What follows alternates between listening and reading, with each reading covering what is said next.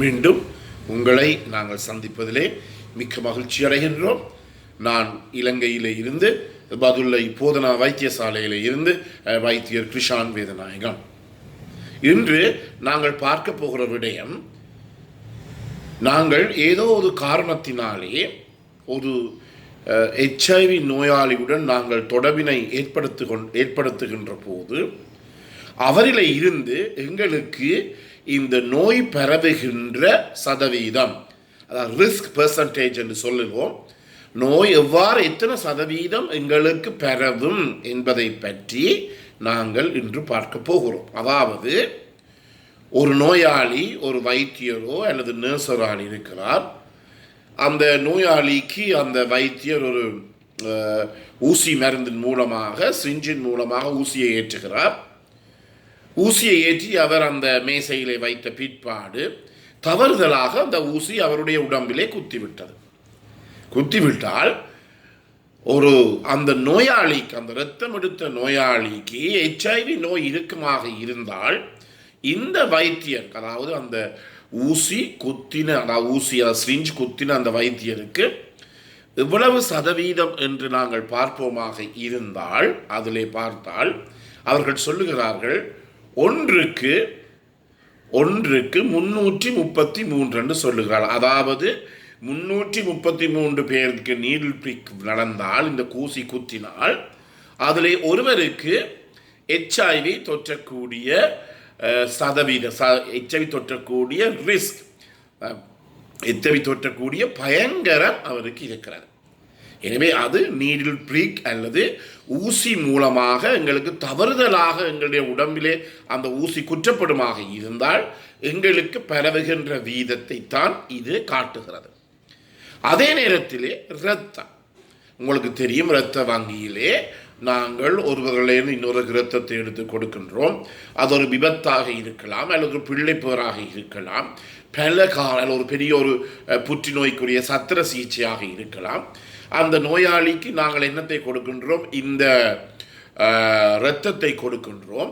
இரத்த மாற்றீடு செய்கின்ற போது 100% உலக நாடுகள் முழுவதும் இந்த இரத்த பரிசோதனை HIV AIDS இருக்கின்றதா என்று சோதித்த பிற்பாடுதான் அது மற்றவருக்கு கொடுக்கப்படுகிறது.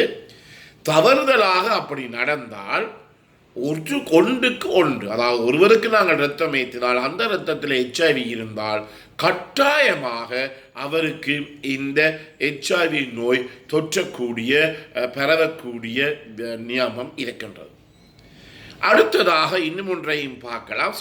பலவிதமான நிலைமைகள் இருக்கின்றது.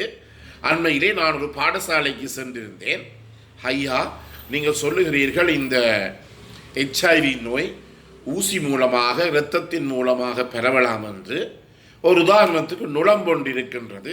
நுளம்பொன்று சென்று HIV நோயாளியுடைய உடம்பை கடித்த பிற்பாடு ஒரு சுகதேகியான ஒரு நோயாளிக்கு நுளம்பு கடிக்கின்ற போது இந்த நுளம்பு இரத்தத்தை தான் உறிஞ்சுகிறது. திருப்பி இன்னும் ஒரு சுகதேகியான அந்த நோயாளிக்கு இரத்தத்தை அது மீண்டும் நுளம்பு கடிக்கின்ற போது அது இரத்தத்தை அந்த சுகதேகியின் உடலிலே விடுகிறது. எனவே அந்த நோயாளிக்கு HIV பரவுமா, அந்த சுகதேகியானவருக்கு HIV பரவுமா என்று கேட்டிருந்தார். உண்மையாக ஒரு தியரட்டிக்கல் என்று சொல்லுவோம், அதாவது பாட புத்தக அறிவிலே என்ன சொல்லப்படுகின்றது என்றால், இது உண்மையான ஒரு நல்ல ஒரு கேள்வி, நான் அப்படி அதை எதிர்பார்க்க கூட இல்லை. என்ன மாதிரி பரவுகிறது என்றால், அதாவது 100 நுளம்புகள் ஒரே அடியாக ஒருவருக்கு கடித்து அதே 100 நுளம்பு போய் ஒரே நேரத்திலே சுகதேகி ஒருவரை கடிக்கின்ற போது இந்த நோய் பரவக்கூடிய சந்தர்ப்பம் இருப்பதாக புத்தகங்களில் தியரட்டிக்கலாக சொல்லப்படுகிறது. ஆனால் நடைமுறையிலே இது சாத்தியமே கிடையாது. ஏனெனில் அந்த கடித்த நுளம்பு உடனடியாக கொண்டு போய் அந்த வைரஸை இன்னொருவருக்கு கொடுக்க வேண்டும். அந்த வைரஸின் உடலிலே அந்த நுளம்பு, அந்த HIV நோய் கிருமி இந்த நுளம்பினுடைய உடலிலே வாழாது. என்றபடியினாலே இது 100% சாத்தியப்படாத ஒன்று. ஒரு புத்தகங்களிலே சொல்லப்பட்டிருந்தாலும் நடைமுறையிலே இதை நாங்கள் செயற்படுத்த முடியாது. அடுத்ததாக உங்களுக்கு தெரியும், இந்த ஹியூமன் பைட், சண்டை போடுவார்கள். சண்டை போடுகிற போது ஒரு ஆள் மற்றாளுக்கு கடித்து போடும் வாயினால். அந்த கடித்தவருக்கு HIV இருந்தால் எத்தனை வீதம் இந்த நோய் பரவும் என்று பார்த்தால் 10,000 பேருக்கு கடித்தால் ஒருவருக்கு மட்டும்தான் அந்த நோய் பரவும். அதாவது 10,000க்கு 1. 10,000 பேருக்கு அந்த அவர் கடித்திருந்தால் எனவே ஒருவருக்கு மட்டும்தான் பரவும். மிக மிக குறைவாகத்தான் அது இருக்கிறது. அதே நேரத்தில் உங்களுக்கு தெரியும், இந்த பலதரப்பட்ட பாலியல் ரீதியான தொடர்புகள் எல்லாம் இருக்கின்றது. ஓரின பாலியல் சேர்க்கை, ஹோமோசெக்சுவல் என்று சொல்லுவோம், அவர்கள் இருக்கிறார்கள். இந்த ஓரின பாலியல் சேர்க்கையாளர்கள் தங்களுடைய மலவாசலை அல்லது குதவாசலை பாதிக்கின்ற போது அதிலே கூடுதலான அளவு பாதிப்பு ஏற்படும், கூடுதலான அளவு உராய்வு ஏற்பட்டு அதிலே புண்கள் ஏற்படும், காயங்கள் ஏற்படும்.